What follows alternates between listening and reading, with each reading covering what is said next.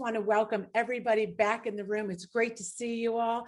And we danced into that awesome song from Rising Appalachia, resilience and resistance. There's a lot of resistance in that for sure. So we are rested and we are back from Harrisonburg.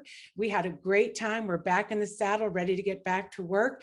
And on that trip, we met some women made of thunder, as we say, and we're so excited to welcome them on the show to talk about our theme today.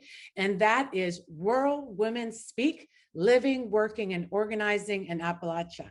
So we are so happy to have them here, and it's my pleasure to bring them up on the screen to give them a little chitty chat to introduce them to everybody. So let's start with some fearless women. Let's go to Meredith Dean, Director of Appalachian Women of Action from Floyd, Virginia. Hey, Meredith. Hey. Are you ready to talk about some fearless women from your area? I am ready. We've got some badasses down here too, you know.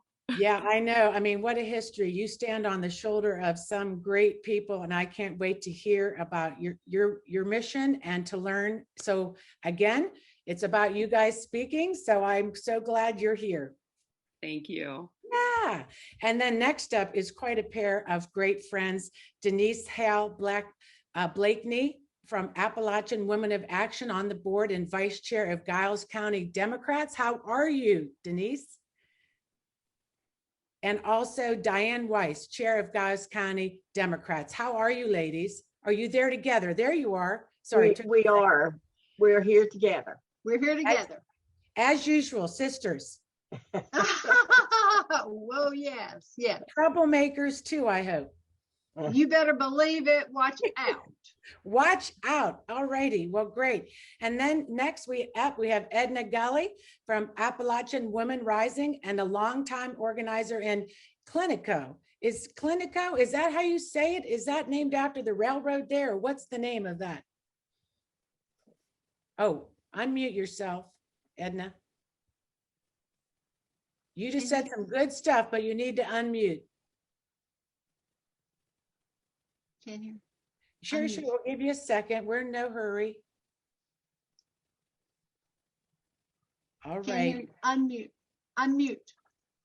It's hard to unmute. I'm having a feeling it's hard to unmute Edna. This may be the first time in history that she hasn't been heard, but we'll work on that, Edna. Unmute, darling. One more time. Can't hear you. Unmute, darling.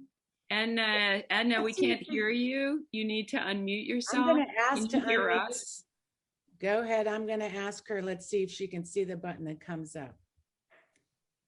I'm going to be patient.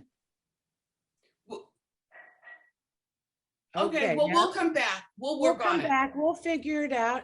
All righty. Well, we have also Sarah. She's unmuted. Woo! Yay! Edna, yay! Yeah. Edna, how are you? I'm from Clinchco. It's pronounced Clinchco. Clinchco. And it is a long story about the railroad, and it is named after the railroad. Yeah, I wasn't sure. Yeah, with the pronunciation of it. Some badass women down in our country ready to start fighting for what's best for us. Yes. Well, we're so glad you came today, and we're looking forward to hearing from you. So thank you for being in the room. And don't mute yourself. Stay unmuted, as we said. But I didn't. It just turned out. I have another question. Why is this right in the middle of here? It says meeting has been recorded. So how do I get that off? Just click on continue and you'll be good. So go ahead. You're good. All right, Edna, I'm so excited to hear from you. And then next up, we have our candidate spotlight. These are rural women. And we know Bridgette Craighead here from District 9, who's an entrepreneur, cosmetologist, and a badass herself. Bridgette, how are you, friend? Hey, how everybody's doing? Good. I know you're working. Yes, ma'am. I literally just got done, thank God, because I wanted to focus on you all. But yes, I'm working. This is my life. This is real, and I'm glad that you all can see the real me. That I'm working. This is not no fairy tale, candidate that I can just sleep all day or just make phone calls all day. I actually have to come in my salon and work hard and make my money. Good. Well, good. We're looking forward to you you stay with us and we'll be circling back around to start our interview. So thank you for being here. And I'm really excited to welcome Starla Kiser. Starla, you're a physician, Harvard, went to Harvard, a physician now, also ran for office. So grateful that you had time to come in and talk about your experience in the rural community. So thank you for being here.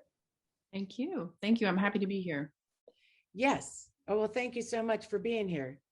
All right. So we got through some technical stuff because, you know, we are in rural areas where we have some broadband issues sometimes, but I think we got off to a great start. And obviously the mute switch is always the tough one. So that was good. So let me just say hi to my team, Stair, Robin, Rosemary, and Louisa. So glad you're here to help us with the show. They're the best. They're the backbone of the team.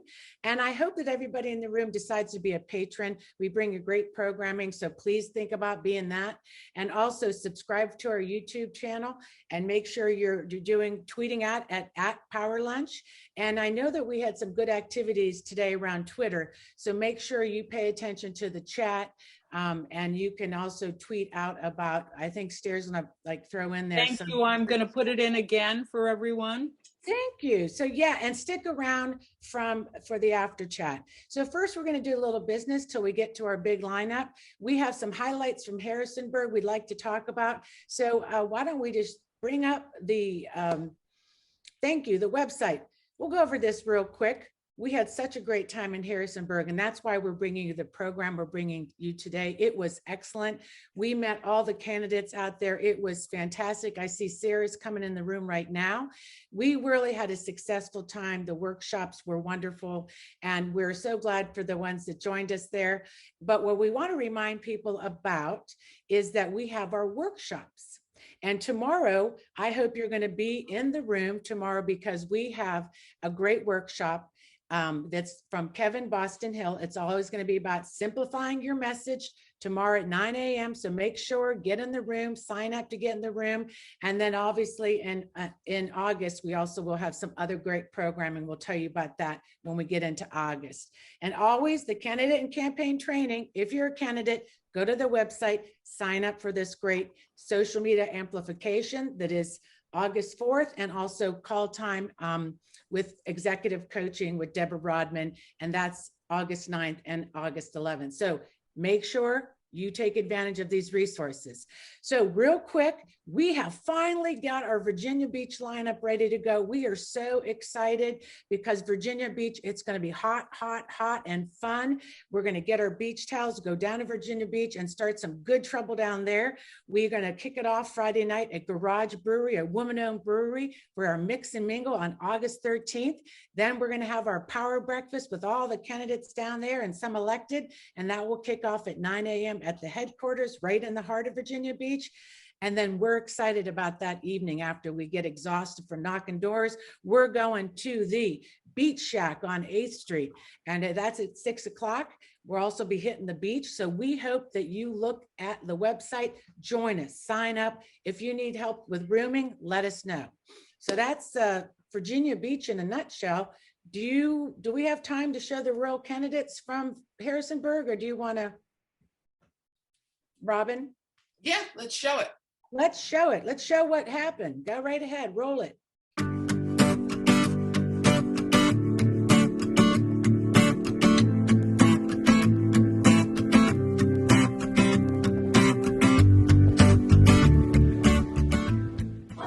So excited to be here. So grateful to have the Women's Summit come to Harrisonburg, Virginia. We're so glad to have them. I'm Bill Housley. I'm going to be the next delegate for the 26th district. We're flipping this one from red to blue. We've come so close the last two elections. This year, we're going to do it. My name is Caitlin Coakley. I'm a mom, an activist, and a writer from Chesterfield County, and now I'm running to represent the 65th District in Virginia's House of Delegates. Thank you. So that district includes some parts of western Chesterfield, all of Powhatan, western Goochland, and a little bit of Fluvanna County. So it's a little bit of suburban mixed in with a whole lot of rural. What was that about gerrymandering? My name is Wendy Rowden. I'm running in the 19th district. I am not what you would call the future of the Democratic Party, but I'm what we got right now. I'm a first-time candidate. I'm hoping to start something where people in my district will continue to run, even though it's like banging your head against the wall. Eventually, we're going to break through that wall. It'll take a while. Good morning. My name is Sarah Ratcliffe. I'm the candidate in the 58th district, which runs from this very edge of Rockingham here outside of Harrisonburg all the way down to Fluvanna County through parallel to the Shenandoah National Park. I am a 30-year veteran of politics and policy. I worked in Washington, D.C. at the state and federal level. I worked with state legislators across the United States, so I know how to do that job. I know what struggles there are and I know what challenges there are. But I also come from a Midwestern background with folks from rural areas and folks from the outer burbs who really understand that just because you don't live in the city doesn't mean your voice shouldn't count. Hi, I'm Sam Soger. I'm the Democratic nominee for the 24th District. And where I'm running for House of Delegates in District 20. On the road, family farms is number one for me. I look to family farms on a number of issues. Hemp and marijuana are real opportunities for family farms. I call it field to factory approach. I want to not only have family farms growing those crops, but I want to bring economic development to bring small production facilities into the valley, and we have all the shippers in the world that send it around the nation and the world. I'm proud to be running again. I'm very excited with the momentum that we have with this campaign. I'm excited for so many people to canvass for us today, and I cannot wait to go to Richmond and be the voice for rural Virginia. It's time to put the focus back on working families. We have better ideas, we have more at stake, and there's more of us than the old guard. That's why this time is different. That's my favorite. We have better ideas. We have better, don't we? So I'm so glad. Wasn't that fantastic to see all the candidates? And that's exactly what what we're really trying to do, not only in the Power Lunch, but the Women's Summit, is support people that are brave enough, fearless enough to stand up and run, and especially in these rural areas. And this is what I hope to hear from people today in the room, that we will listen and learn. And before we get started, we always like to do our news report from our news anchor, Louisa Borowski, to give us an update on some grassroots organizing. So great to be with you guys. It is canvassing season. So I wanted to start out with just some information as you get ready to go knock on those doors. What should you be expecting? So I was just in a talk with two rural candidates. One was Washington State Senator Emily Randall, and the other one was North Carolina State Representative Ricky Hurtado. And they were talking about what made it possible for them to win their races. And the first thing they said was, you need to make sure you get away from headlines and buzzwords. Those things, they get us, they're sticky. They get us into these difficult positions. Instead, they said they focused on values and stories. That was really the key when they were knocking doors to talking to their voters. And they said, you know, it's also super important to talk to voters about what issues they care about, even if you end up knocking on Republican voters' doors. So Emily was saying that she was knocked on a door and the person answered and he said, well, I'm a Republican. And she said, well, if I win this election, I need to know what you care about because I will be representing you too. And they got into a really great conversation. And it turned out that he was really into like saving the orca whales, right? Not what you would have expected. So having these conversations and really getting to know our voters is going to be so important as we're knocking on doors this year. And again, as we keep talking about, we do want to highlight how Democrats do deliver and what we have been able to accomplish these past 2 years. So what I'm going to do is actually put in the chat a link to a list of our accomplishments over these past 2 years that one of our groups has put together. If you don't have that list easily available, now you will. So you can easily talk to people at the doors and say, this is what Democrats did for Virginians. So the other thing I'm going to put in the chat are we have canvases planned this weekend. There's a canvas for Breonna Sewell. There's a canvas for Deborah Gardner. There's a canvas for Dan Helmer. There's a phone bank for Nancy Guy, since, you know, we are going to Virginia Beach, but maybe not this weekend.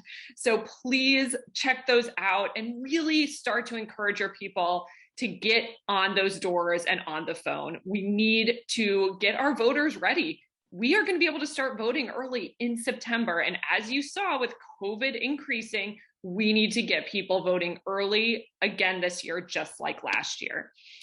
So the other things to note are we now have a candidate of the week every week that the Virginia Grassroots Coalition is highlighting on our website and on social media. So I'm going to put those links in there. Our candidate this week is Josh Cole, who we love, and we're doing a big fundraiser for him today, this evening in the Northern Virginia area. So please do help amplify Josh as a great candidate that we want to keep in the House. Then we have the Virginia Grassroots Coalition meeting coming up on August 8th, and it starts at 4 p.m. I'm going to put the link so that you can RSVP, but we're going to be talking about the elections. We're going to be talking about critical race theory and how we are having those discussions at our local school board meetings. We're going to talk about the Mountain Valley Pipeline and other pipeline issues, and we will have a rundown on what's happening in the special session on the budget.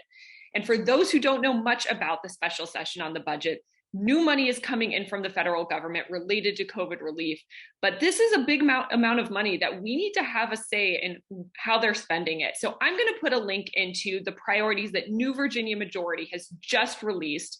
This will give you a sense if people are asking you about what does this special session mean. These are some of the priorities that we want to make sure our legislators are focusing on, and particularly our governor, who is going to be releasing that budget. So that is my update, Catherine. As always, a lot going on in the progressive space here in Virginia. Okay, that's so funny. I just tried to add my spotlight and somebody is kicking me out. I wanted to talk to you, but I guess that won't happen. Well, you were there, I see. Oh, was I? Yeah, I know. Okay, that was just weird. Okay, so thank you. I think we'll have to get our tennies out and build our muscle up for door knocking. And I knocked doors for Jenny Kitchen when I went to Harrisonburg. And I could tell you it's been a while since I knocked doors, and all it took was one door and I was ready to go. And I was excited to talk to people. And I actually had really good experiences. I think they sent me to Friendly Doors, but people were very open and wanting to talk. So, you know, once you get, I went with a friend too, and that helps. So thank you, Louisa. Thank you so much. So we're going to launch a poll before we let's bring up Meredith Dean, and we're going to launch a poll. And this is to get us ready to learn about the history that we're going over today. And Robin, if you want to launch that poll, the poll question is, there is a monument in Richmond recognizing the contributions of more than 200 Virginia women.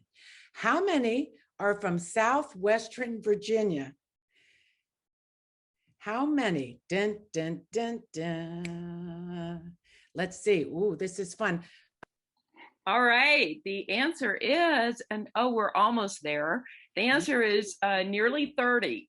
They didn't, in the article I was reading, it didn't say exactly how many, but nearly 30 women from Southwestern Virginia, which is a pretty good showing. Yes, I think so. And it's interesting because we had the mindset that women wouldn't be recognized with the higher 37%, but you have some women obviously from your group in here, and they probably have seen that monument and know those women. So let me just start. You're here to talk about your mission of your group and also the history of this area for organizing. Yes. You stand on, as we say, we like to say in the women's movement, we stand on the shoulders of giants. Behind me are these mountains, these giants that form the history of the kind of people that settled there, the industry that drove the economy at that time, and the people that worked in this area, lived, breathed, died, and that resilience we talked about. So when you see that monument and those women, that is so inspirational, standing on their shoulders. So we look forward to thank you closing our mouth and listening to you to tell us about this fantastic history. All right, thank you. Well, I'm going to start with myself, okay, and just say that I've lived in Southwestern Virginia now for over half my life, in the Reiner, Floyd County area. Before that, I came from DeKalb County, Georgia, which y'all may have heard about because of the great Stacey Abrams, and I went to the same high school as Stacey many years apart, actually. So I'm both a proud Southerner on my mom's side. I was born and raised. I am the daughter of Julia, daughter of Tallulah, daughter of Julia, daughter of Tallulah, daughter of Julia. So I actually should have been Tallulah. And I never know whether to be sad about that, which I kind of am, but I'm okay being Meredith. That's very biblical, the daughter of, but on a matrilineal side of that. Yeah, and I can't believe they really did that, when I found that out. So I'm very proud of that. Plus, on my dad's side, I'm a proud Appalachian, Southwestern Virginia. I can trace my Dean family roots back 9 generations now, if I include my son in that. So today, as you know, I'm representing Appalachian Women of Action, but I do want to lift up a whole lot of women that came before us. Women like my foremothers who helped to settle in Fancy Gap area. And I'm sure y'all are familiar with the story of Mary Draper Ingalls, who actually got captured and taken to Kentucky and worked her way all the way back, walked all the way back to Giles County, where Diane and Denise are coming from. And is that Radford now? Is that what we're called, Radford? Well, no, it's Giles County, but then later she moved to Radford. Oh, she moved. That was Mary Ingalls. No Yeah. relation to the Little House on the Prairie. Mary Ingalls. I'm just laughing. Anybody know? I don't think so. What a story. I read that. That's amazing. Yeah. So, and then to women like Bernie Kinney, who comes from Edna's place. I asked Edna who her sheroes were, and she immediately named Bernie. Bernie started the oldest mobile health unit in the country, and she did that out of the back of her VW Beetle as she was traveling around in Dickinson County and all the, I think they now serve 5 counties down there. It's sort of like remote area medical, if anybody has heard of that. RAM, they hold that in Wise County. But I have worked with Bernie in the past. And then all the way to Mary Sue Terry, who grew up in Patrick County. She was born in Martinsville down here. And Patrick County, that's one of the places where Bridgette's running. And then she actually, you were asking about the Radford area. She actually represented HD 12, which is Chris Hurst's district, right? Diane and Denise? Yeah. So she actually represented that in the House of Delegates. Oh, and then of course became the first woman elected to statewide office in Virginia. So we're kind of proud to claim Mary Sue. And then all the way up to Red and Minor Terry and Mara Robbins here in Floyd, Emily Satterwhite over in Blacksburg, all of them standing up to the Mountain Valley Pipeline by sitting in trees, tying themselves to machines, all sorts of very courageous acts. So yeah, we really feel very proud for all this tradition here. Oh, and I also want to lift up Sharon Bryant, who was the first chief or woman chief of the first and only woman chief of the Monacan tribe in Amherst County. And we heard from a candidate who's now running from Amherst in Harrisonburg. And then Cosby Totten, who's a coal miner. I know Edna remembers Cosby. She helped to start the Daughters of Mother Jones. And they were a group of women they were the coal miners. They were also the wives of miners. And they actually took over Pittston headquarters down. Some of it was in Dickinson and some of it Lebanon in '89. And they sat down in front of coal trucks to keep them from crossing over the picket line. So, I mean, just some amazing women, amazing organizing that has happened here. So, no doubt. The title, I just want to say to you, when it struck me, To Live Here, You Have to Fight. Of the one book, To Live Here, You Have to Fight. I don't know if that's Jessica Wilkinson's book, How Women Led Appalachian Movements for Social Justice. I mean, that is a strong word. To live here, you have to fight. What does that mean to you when you talk about this subject? Well, some of those last couple of people I talked about are women that I have worked and fought with since like late 80s, during the 90s. We started pretty much of a movement here with a group called the Appalachian Women's Alliance. And we took that, and Edna was my colleague with that. And, we started that with just trying to create non-hierarchical spaces where circular, process where we got to even talk. And then we had to fight just to have our voices heard. So we started a journal. We did a performance presentation and talk about our issues. We did a women's caravan where we actually traveled to communities, in a row for 2 weeks all over Appalachia. And then I think some of the specific fights would be, we did a lot of work around dismantling racism. We did a lot of work around economic justice, and then of course around women's empowerment issues. So, that's been my fight since being here with all these amazing women. And then I got involved, then Obama got elected. And we were feeling pretty good, like so many people, right? Right. Yeah. And so we ended the Appalachian Women's Alliance at that time. And then, oh my goodness, everybody saw what happened in the next 10 years from that. So Obama, we love Obama, but, but after that. And so then we started this new form of us, the Appalachian Women of Action. And it was a lot of the women who'd been involved in those fights through the 90s and 2000s, but also the women who were working on the electoral level. And so that includes Diane and Denise up there, and Starla and Bridgette, and, just amazing women that are taking it that step further. And so we now, the group we have now does all that, embraces all that stuff from the movement from the past, but also adds the electoral piece. And you all know what a fight that is. So yes.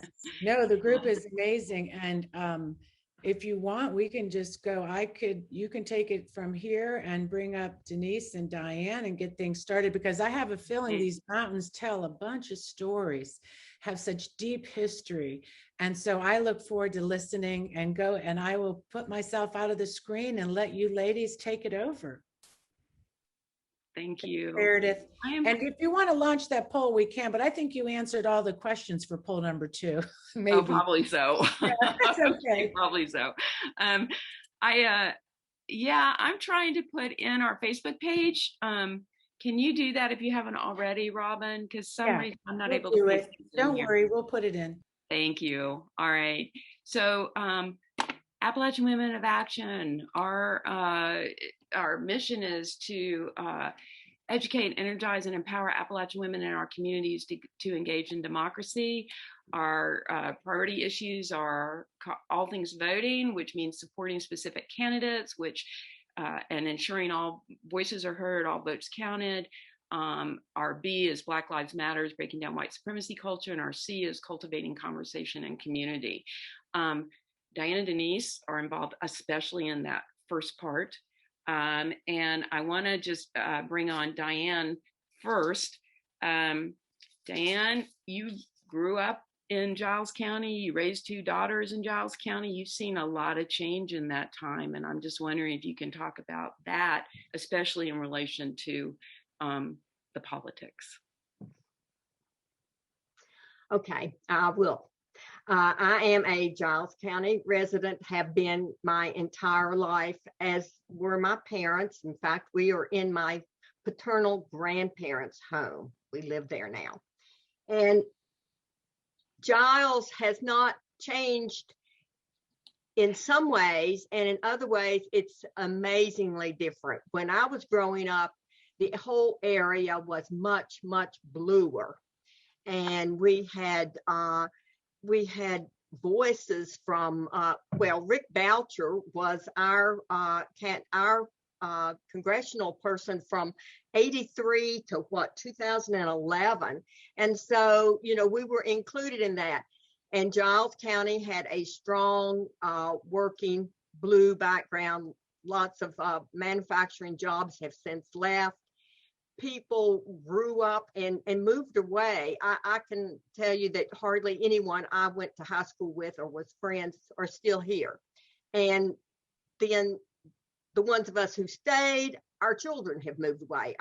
Neither of our daughters live in the area. And Giles, just to give you an idea about how much the population has also changed. What stayed here, the people who've stayed here have unfortunately gotten redder and redder with religion and gun issues, and only our only blue lights seem to be the people who are moving in. But when I was growing up, Giles County was, well, Virginia was facing massive resistance. They were fighting integration everywhere. And Giles, of course, had been always segregated. We had very small Black population, but to go higher than the 8th grade, they had to get on a bus and go into Montgomery County. We didn't even offer a school in Giles County for anything above 8th grade. So in 1961, or really, I guess, right, it was supposed to be 61, but it didn't open until about January of 62. We opened our new high schools, 2 of them, and one in Harrisburg and one in Narrows. And we integrated our entire school system. And we were the first county in all of the state of Virginia to be totally integrated from grade 1 through 12th grade. And true, there were only like 50 out of 1,150 students who were Black, but we opened all our schools. And that, I think, spoke of what everyone wanted. I don't think there was, of course, I wasn't very old at that time, so there could have been undercurrents I wasn't aware of, but I went to high school, started in the fall of 63.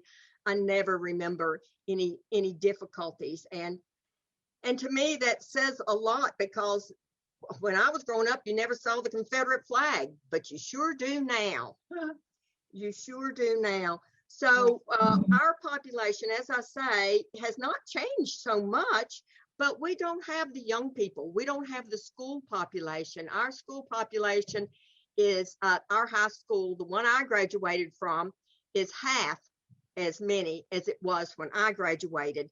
And we're talking late 60s. So it's hard to imagine that your population numbers are the same, but you have no working people, you have no young people, you don't have the voice, the workers' voice. And so the only folks that is changing, and you can, if you look at our county in the big picture and watched it come in, you would see that while it's extremely red, it's beginning to blue a little the closer to Montgomery County you go. Like Newport has more Democrat voting than Eggleston more than Pembroke or Harrisburg, and Narrows over toward the West Virginia line has practically no blue votes at all. So you're seeing some hope, right? You're seeing some hope for the future, and maybe you and Denise can chime in here, can talk some about where you see things going then in terms of campaigning now. Yes, I think with campaigning, we, of course, we get our lists from whomever, and we try to campaign, but making phone calls, which are extremely hard because it seems like most everybody has cell phones and you can't even get a number that works anymore, and knocking doors. A lot of people work and it's hard to get them that way, and there's just nobody home, and we're very, very spread out. We can spend a day and not get 2 answers. Did you say knocking doors? I said knocking doors. Oh my gosh, we're gonna knock some doors. Denise, are y'all gonna sing with me? Denise is knocking at your door. Democrats are knocking at your door. Oh, voter, why don't you answer? Democrats are knocking at your door. Robin, put us some words in there. Thank you. Can you put them up? Can you put them up? Put those words up. Robin had the words in there. Here we go. I want everybody to sing. Come There on, we go. y'all All sing right, with let's try it one more time. Appalachian Democrats. women taking Oh. action. Appalachian women taking In action. action. Oh, Sister, sister, we're why don't getting it you? done. Oh, where'd they go? Oh, sister, we're getting it done. Appalachian women taking action. Come on. When we vote, we win. When we vote, we win.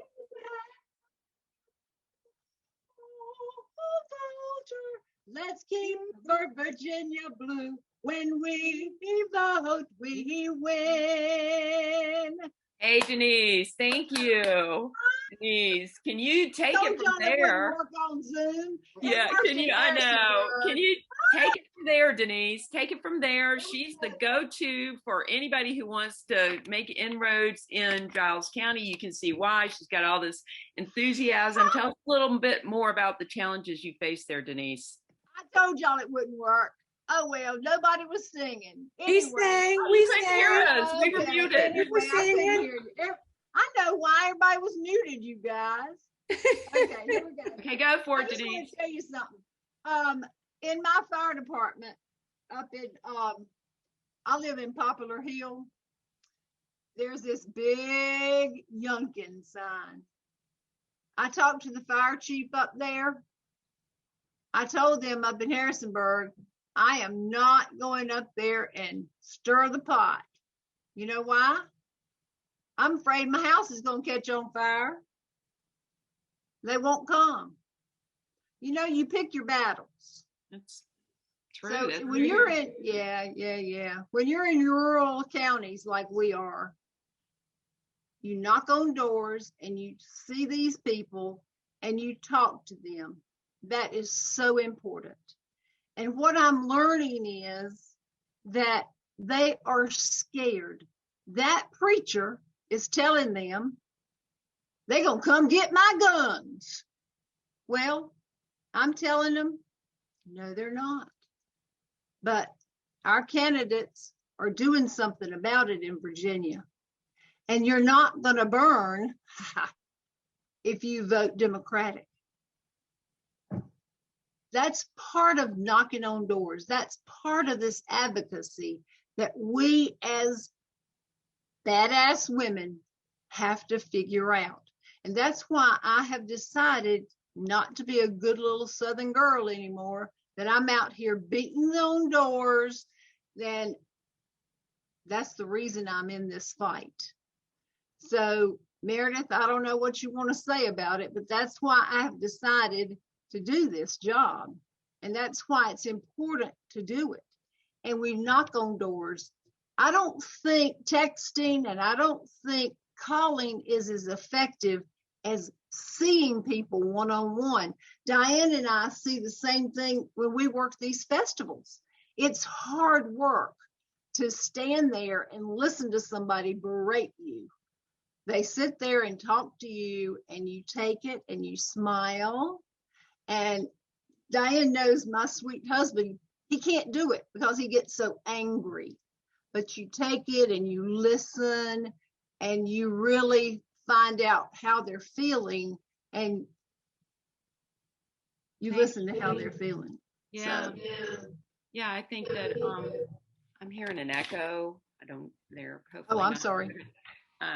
I think it's just so hard because I was in the thrift store and they're just talking as if everybody's a Republican, and they had a sticker with, the not sign through Democrat, and just talking like that, that there's not a Democrat in sight. And here I am. And it's just so hard to kind of, live, work, Diane used to be a nurse, or is a retired nurse, nurse like Bernie Kinney, go on play dates with people in our communities and then turn around and be these campaign as these evil baby killing, election stealing Democrats. And they just assume that that we're all Republicans, you know? Right. So it's so hard to kind of put ourselves out there in that space, because then you turn around the next day and you got to go on the play dates or whatever. Right. So I think we cannot emphasize enough just the difficulty of speaking out in our communities. So I thank you, Diane and Denise, and we're going to be coming back to continuing conversations with AWA and hopefully with us in Network Nova. But I want to move on to Edna Gulley, and do we want to do the poll? Do we have time for that? Robin, put a short little poll. There we go. Go ahead and read it, Meredith. All right. What percentage of Dickinson County's population is African American? 0.5%, 5%, or 10%? I'm seeing 10% getting. I don't even think we're at 10%. We'd probably be about 2%. Well, Edna, I have news for you. So how far is it done here yet? Share results, stop sharing. Okay, Edna, I looked it up and it is 0.5%. It is 0.5% is what it said in Dickinson County. So give us some points. Okay, so I want to introduce you real quick and just say that I've been working with Edna as a colleague and been her friend for Edna's going on 40 years. I hate to say it, but it is 40 years since we met, doing that work way back with the young people. And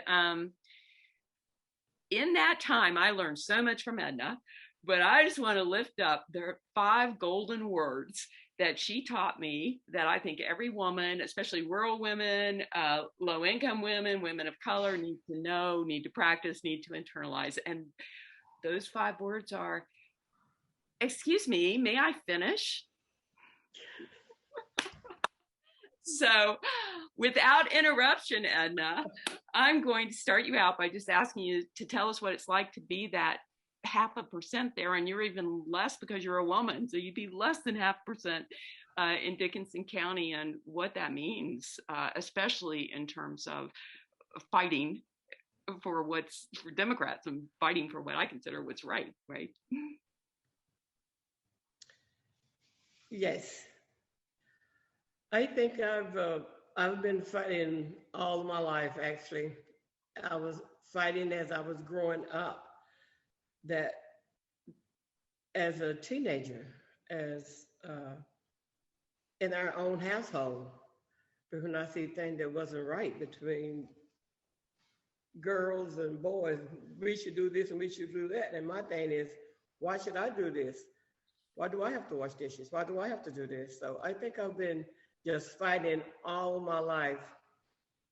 But as I got to a point where I understood what it is to put my voice out there and understand everything, I was just couldn't be stopped. As I was younger, we grew up in Dickinson County in a little Southwest Virginia, a little place called Clinchco,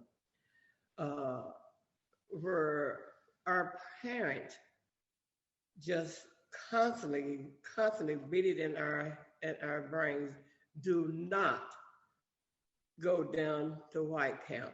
Do not go down there. And do not let the sun set wherever you are. You best to be in the yard or in the house. So those are some of the scary moments that when I stop to think about it, how scary that was and how scared that my mom was. And she had every reason to, because when we did go down there were older people who would tell us, you little they call us the N-word, you little niggas, just go back up in your little holler. So that's where they call Clinchco. It was a straight road, just a straight road from one side to the other side. But up in my community, it was called the holler. Down, and as you pass the bridge, then it was called the White Camp. So we was not allowed to go down there. So that was a lot of struggles and pushing. But we overcome all of that because the strong women in our life. My mom pushed us. She said, if you want to make a difference, then you need to get out there and start doing something about it. So that was one of the things that I did, is I need to find out where what we can do within our community so we can be safe and then pull in other women and where is it that we're going? There's nothing here for us because everybody is just leaving. So if I'm going to be here, I need to do something. I need to pull in women to do something. I need to pull in whoever it is that I can pull in, do something for our community. And when I'm talking about my community, I'm talking about a 3-mile radius. I'm talking about a community who had to get up at 7 o'clock in the morning to ride an hour to go to school when we should get up and go 15 minutes around me. 3 schools in 15-minute range that we couldn't go to. So Edna, could you just say in a couple of sentences here? I'm sorry, can you hear me now? I can hear you. Could you just say in a couple of sentences then like what you've actually done to address some of this and what you see Appalachian Women Rising, which is our sister C3 for the rest of you, doing to move forward on these issues you're talking about? Some of the things that not just me, but other women in the community have done is talked about racism, talked about and what can we do about racism, talk about economic justice for women and how to put women in office and to bring their voices to the forefront. And that a lot of that happened when I joined the Appalachian Women's Alliance.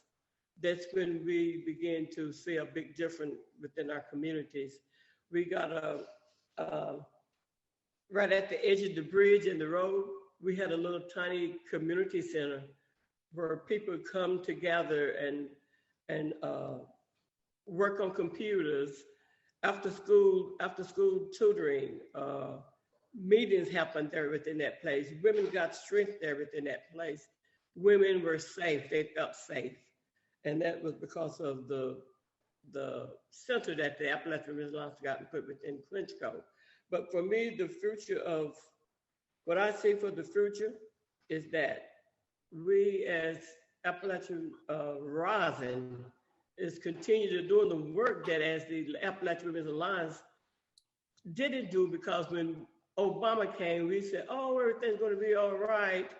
And we don't have to work on this and we don't have to work on that. I never want us as the Appalachian Women Rising to ever think that way. Because when we did that, it took away a little bit of our power because we had that hope. And it's good to have hope, but you got to have them both side by side. Don't give up one thinking the other's going to work, because it doesn't. So my dream for the future, that we work together as the Appalachian Women's Alliance, working on all those different issues and pulling in women who think there is no racism. Those women need to be taught, or that there is racism. Just because you got this person who says, oh, you're so pretty, you're so good, yeah, you can work for me. That doesn't mean that there's not racism. That means you want to be working for them, but I'm not going to be there because it just wants that one person there. When you can't get 3 and 4 people of color working in one place, then there's something's wrong. And that's what I want to see us as the Appalachian Women's Alliance, tear down that little kingdom. Right, and just to say it grows out of the work of Appalachian Women's Alliance, and now we're Appalachian Women of Action, who's a C4 doing the political work with the community organizing, and we are Appalachian Women Rising, which Edna is a board member of and major organizer for, that's going to be going back to some of that anti-racism work that we obviously need to be doing, need to keep doing. So Edna, any last word for us? Just that we just got to work harder. We have to remember when we, and you know, and I'm talking about people within my community, we get our kids up, they go to college, they become doctors, they become lawyers. Oh, they got their foot in the door. It is no more racism. Well, it sticks its heads up every time. So I'm saying for us as Appalachian Women's Alliance Rising, do not let that happen. Mm. Yeah, over to you, Catherine. Thank you, Edna. Thank you so much. And this is a perfect segue because we do see the future rising. And I'd love to bring up Bridgette Craighead, who's running for office in Rocky Mount area, Franklin County, I think, as it is. And here you are, friend. I'll just wait for you to be spotlighted. Let's put up that poll, Robin, the next one. Since we have Bridgette on, let's say poll number 4, which influential Virginia woman went to high school in the county that Bridgette Craighead is now running to represent? Who is that woman? Well, that poll floats around. Let's just say that you're an entrepreneur, started your own business, you have a son who's 4, and again, we're having that fight for the screen. So if you are a co-host, don't touch the screen because we're going back and forth again. Anyways, look, the winner is that 62% got it right. We'll end that poll. Mary Sue Terry is that person who went to your school. Do you know Mary Sue Terry? Bridgette? I do not. I do not know Mary Sue Terry, but I need to know her.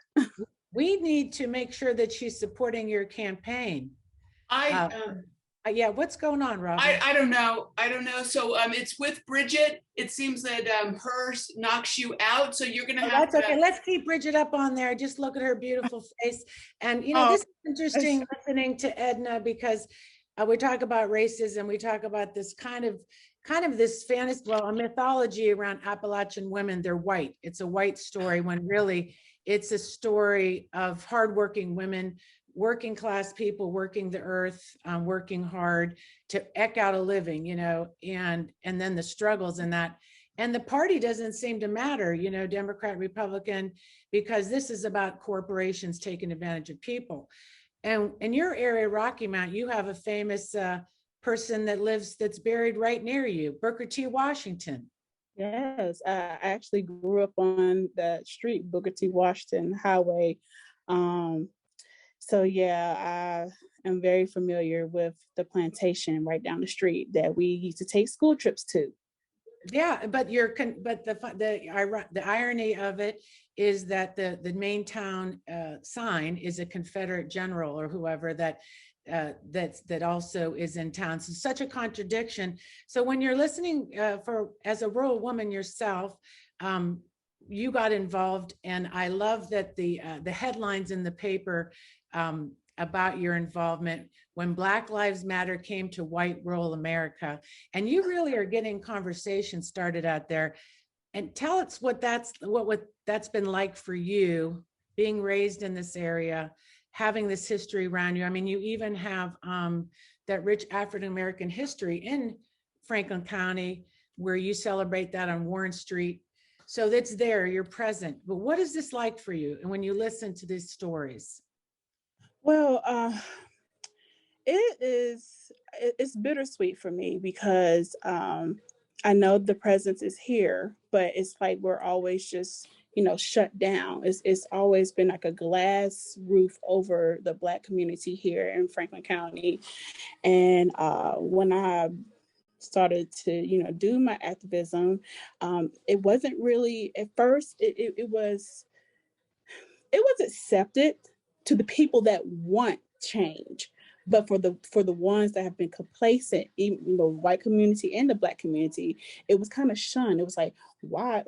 From the Black community, it was like, why she's doing that? She's gonna get herself killed. And from the white community is, you're gonna get all that you already have gotten. Be quiet, girl. That's exactly how I felt doing what I was doing. Yeah, I mean, I just knowing your story, knowing you, and you lead with love. And I think, not making it a white or Black, it's what's right or wrong, right? Exactly. Right? Yes, ma'am, it is, definitely is. And that's my message, is love and unity. Anyone that I talk to, whether it be a Republican, Independent, or Democrat, I let them know, honey, I don't care what you look like, what your political views are. I want to be a voice for you. I genuinely care about what you're going through. Yeah. And let's talk about your mentors. How about who mentored you? Or I saw that when you got started, you brought your girlfriends down with you when you did that Black Lives Matter. We always need our sisters around us for sure. Yes. But there's always people in your life. Who's in your life? Who was your mentor? So when I start, like, I literally was watching the news one day and I seen that Lynchburg, Virginia had a protest. And I'm like, oh my God. Like, and it was nothing but white people. So that inspired me. I'm like, hold on, we need to get our butts out here and protest too.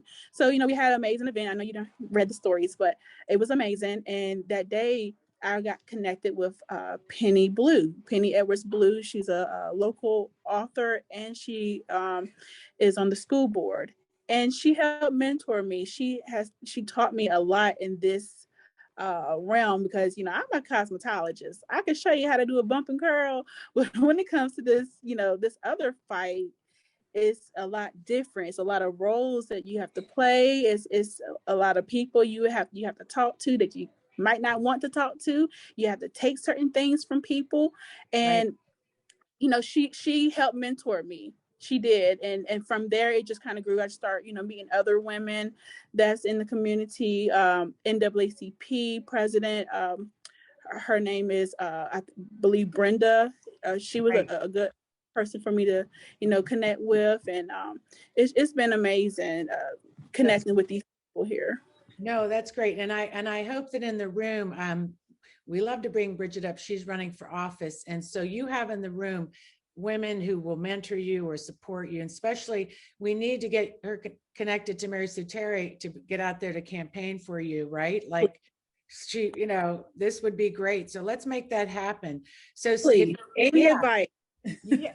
Well, it is. So let's stay. I'm bringing Starla up now, and you're welcome to hang here. Starla, your story is so amazing. Growing up in the area you did. You are, sorry, I got it right here. You are originally from Dante, Virginia in Dickinson County, and you're a doctor. You went to have 2 degrees from Harvard, and then you come back into town and you run for office.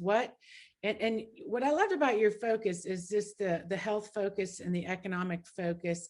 Tell us about yourself and what inspired you to come back in your town, run for office. Sure. I'll clarify. I didn't come back to run for office, let me say. Oh, I know. You came back to town and then you ran for office. Sorry. That was not part of the plan, but I was born and raised on a farm, also in Dickinson County, where Edna's from. And I went to the Northeast, as you said, for my medical and public policy training. And I actually did global health and was working in different spots across the globe. And at some point in time, I just realized, I was an outsider going to these other countries when my own hometown had some issues. Why not, put my expertise to use? And I had I wanted to start a health technology company and a clinic on my own. And so in 2017, I took the leap and I just got into U-Haul and moved back and opened up a clinic within a couple of weeks in a warehouse, I guess. Wow. So I did that for a couple of years before deciding to run for office, but an opportunity had come up. And I think I was of the perspective, who needs politicians, I guess, at one point in time, unfortunately, but I realized very quickly how important it is to be involved. Like all the women here that have spoken, I wanted to just put my head down and work. And I mean, I can't even tell you how much, I guess, was learned from what felt like just a few short months of campaigning. And, obviously, I ran in House District 4. Obviously, we didn't win that race, but I do think we did move the needle in some ways.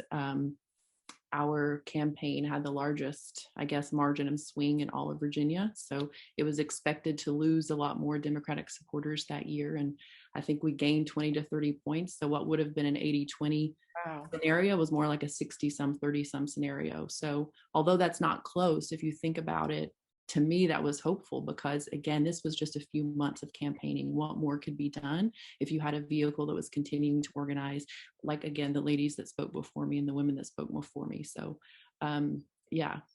No, and what resonated with me too, and this whole conversation is when we see the pipeline fight, and I know that you talked a lot because you are a healthcare provider. You see the stories of people suffering, being able to get the healthcare and access to. And I know that informed your campaign a lot. But what we see in these areas is this industry coming in and really extracting from the population. And then not, and right now what's happening out in these areas, there is a lot of struggle and harm, you know, where people from like Edna and Denise and Diane said, young people being able to stay and work in these areas. And so when you look at the future around you as providing health there, are things getting better at all out there, or is there health related? I would say no, because the statistics back that up. But I mean, that's also why I do what I do, because it's not getting better. You know, there was a recent article, I guess in JAMA just a few weeks ago, that said the mortality rates in the past 2 decades has actually tripled in rural areas. So the difference between urban and rural has gotten wider instead of narrower. So you'd think with technology, medical advancements, we're in America, you know, that would be narrowing, and it has in some urban communities. But like I said, in the rural communities, that's not what we see. So I think on the ground, it's multifactorial, but I mean, I've got anecdotes myself. There's such a dearth of specialists. We've got healthcare monopolies, so there's just not a lot of options. But I think particularly for specialty care, my stepfather recently had an urgent neurological issue, and I wanted to get him into a specialist. And I'm a doctor, right? I'm an advocate, and I had to call clinics in 4 different states. And I pulled out every card, and I usually don't even say I'm a doctor, but I was like, I'm a doctor. This is my stepfather. Help me. And it took all of that to, I mean, he initially had an appointment in January 2022. And so again, it shouldn't be heroic to get an appointment for an urgent issue. And when guys have mentioned earlier about living here is fighting, I think that is an example. And I just think, imagine the folks that don't have a medical person in their family that even knows there's an urgent issue, that even knows that you need to get an appointment. So that's you know, I guess, aside from the political sphere, I work in mental health and addiction, and you know, I have a medical device company that hopefully will you know, it's intended to also help with some telehealth. So much of my visits now during COVID were mainly even just phone calls because of the broadband issue. We couldn't even do Zoom calls, but they were phone calls. And so how can we beef up and make those visits, you know, how can we, I guess, fill the gap with the technology that we do have? And so that's sort of my day-to-day, I guess. No, that's important. So no, I thank you for those comments, because it is true, the disparity there. And it's really, it's the long history of this disparity too. It's and I think even the political shift, it was once all Democrat, now it's Republican, but still for the people there, either party, nothing has gotten better, and we have to do better.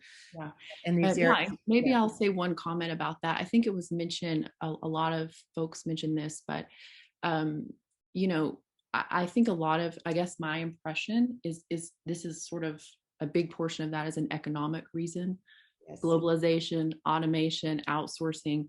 I also think right to work and the decimation of unions, because this is a story playing out all across the country. It's just a different industry. Here it was coal mining.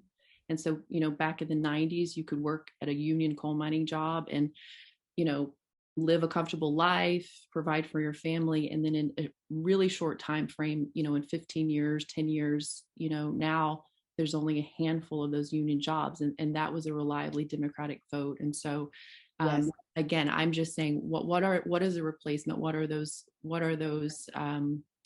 you know, as I guess, as you're campaigning and as you're writing legislation, you know, a lot of you have already mentioned just working families, the plight of the middle class, being pro-union. That's, I think, humongously important in our area. Well, thank you, Starla. And I hope you can stay for the after chat. We've run over a couple minutes, but this was about Rural Women Speak. So we never tell anybody to be quiet in this space, that's for sure. So we hope that you will join us next Friday. And I want to say thank you. We did get a patron during the show. If Sally's in the room, raise your hand. Sally Reinhold, thank you for being a patron. Like, that was great. You joined. We always love that. That makes us feel great for the work we do. And we hope that you will go to the Network Nova to sign up for the Women's Summit and join us again, and let's thank everybody for being in the room. I hope we'll do the round robin round table in the after chat if all women can hang on. So I really want to just get us together and do some good talk. And so let's wrap it up. Thank you to everybody. We will see you next week. Be good, get into good trouble, and let's hit it with our credits and let's get to after chat.